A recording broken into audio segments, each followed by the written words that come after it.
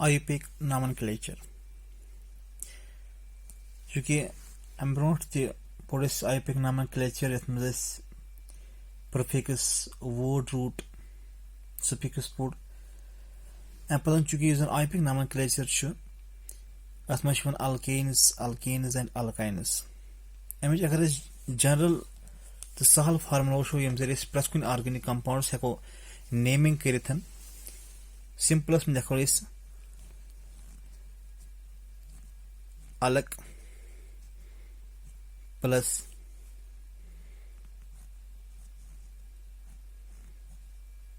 BN plus FG alk BN means bond name and FG means functional group. अगर सिंपलस में वो अख table अख बनाओ अ टेबलस में लिखो सीरियल नंबर अलग BN bond name FG functional group.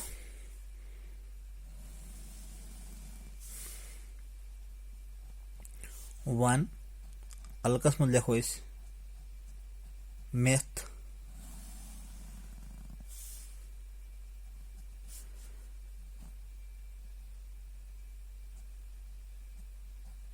एथ प्रोप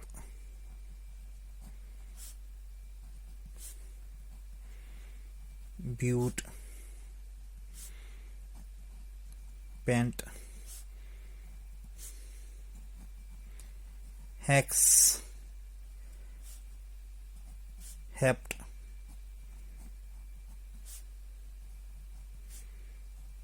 oct non deck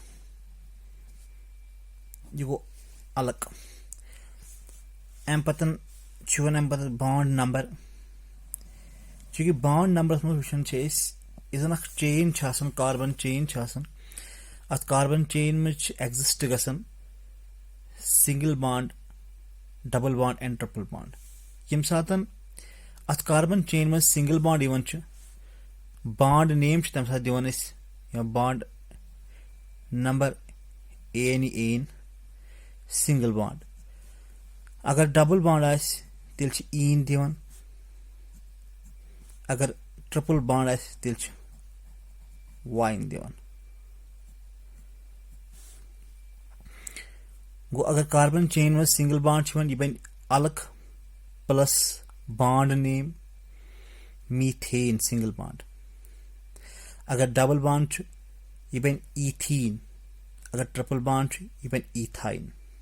गो अलग प्लस बॉन्ड नेम तो अम पतन फंक्शनल ग्रुप अगर कुछ चेन में फंक्शनल ग्रुप OH तेल सुफिक्स इस्तेमाल कर ऑल अगर NH2 तेल अमाइन इस्तेमाल कर अगर COOH तेल कर ओइक एसिड अगर CONH 3 तेल कर अमाइड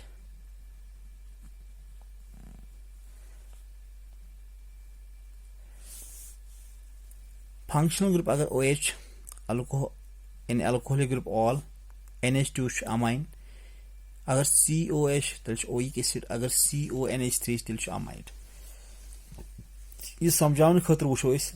फर्स्ट ऑफ ऑल वो कि अगर अस नश ऑर्गेनिक कंपाउंड वेदर यह अल्कीन या अल्काइन अमुक IUPAC नेमिंग कितन करो first of all IUPAC nomenclature करो गोडन अलग मीनस यह चेन चेन में कार्बन कत अगर अख कार्बन मेथ जो कार्बन एथ 3 कार्बन प्रोप 4 कार्बन ब्यूट तम पे बॉन्ड नेम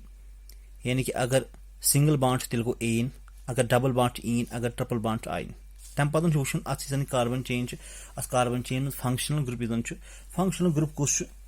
ये फॉर एग्जांपल अगर अल्कोहल OH ग्रुप तेल all NH2 amine COH oic acid CONH3 तेल अमाइन। फर्स्ट ऑफ ऑल वो चूंकि यम साथ चेन बनाओ अगर वो यह कार्बन हाइड्रोकार्बन मन कार्बन बे हाइड्रोजन चूंकि अगर वैलेंसी वो यह कार्बन अमिस carbon tetravalency and hydrogen valency 1 for example अगर चेन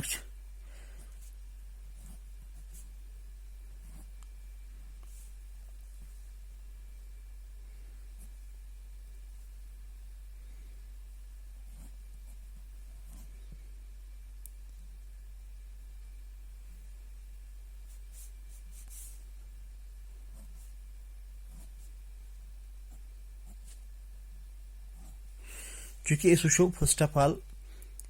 यह चेन चेन वो कि ये कार्बन अमिस कार्बन सेटिस्फाई गो अमिस 3 पर अमिस हाइड्रोजन यथिस ब्या हाइड्रोजन यथिस ब्या हाइड्रोजन यथिस यमिस तो 2 गो अमिस 2 पर हाइड्रोजन यमिस यथिस ब्या हाइड्रोजन यथिस यमिस तो 2 हाइड्रोजन यथिस ब्या hydrogen यथिस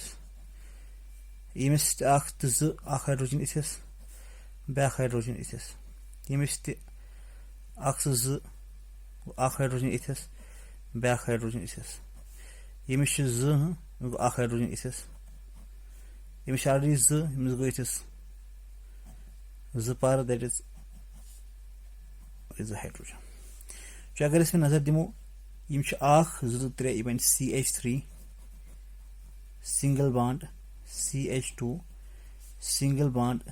CH2 single bond CH2 single bond CH2 single bond CH double bond CH2 यम सात यथ कंपाउंडस नेमिंग करन सिंपलस वो यह कार्बन चेन कार्बन चेन में कत्या कार्बन दैट इज अलग 1 2 3 4 5 6 तो 7 अत मज 7 कार्बन 7 कार्बन वन हेप्ट एंड अम क्या बॉन्ड नेम वुचन बॉन्ड नेम क्या चूंकि ये मज कॉमन सिंगल बॉन्ड एंड बे डबल बॉन्ड चूंकि यम सात अकिस चेन मज कॉमन सिंगल बॉन्ड पत डबल बॉन्ड तेल डबल बॉन्ड लेखन गो हेप्टीन गो ये वो हेप्टीन यह जन कंपाउंड ऑर्गेनिक कंपाउंड अत ऑर्गेनिक कंपाउंड वन हेप्टीन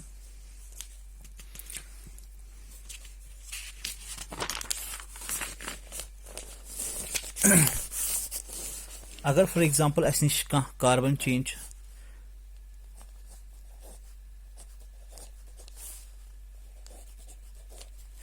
यह कार्बन चेन अत कार्बन चेन में वो अत मज कत फर्स्ट ऑफ ऑल कार्बन 1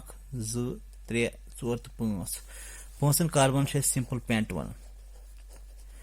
अम पे वो यह carbon chain yes carbon chain में डबल बॉन्ड पे वुन यम सात नंबरिंग स्टार्ट करो डबल बॉन्ड वो डबल बॉन्ड कत पोजिशन पे चूंकि यह डबल बॉन्ड फॉर एग्जांपल अगर नंबरिंग स्टार्ट करो ये पे 1 2 3 4 5 डबल बॉन्ड वनस पे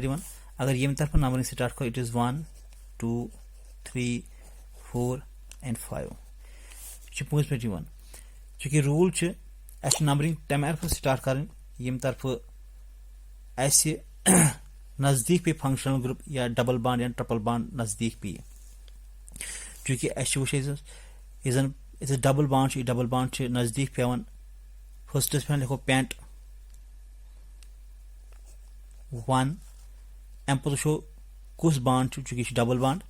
वो पेंट 1 इन वो ये compound now paint 1 in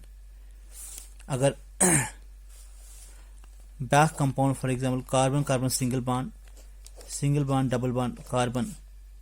single bond carbon अगर ये कंपाउंडस नेमिंग करने चूंकि ये वो फर्स्ट ऑफ ऑल अलग अलग पेंट 1 2 3 4 5 पेंट अम पे बॉन्ड वो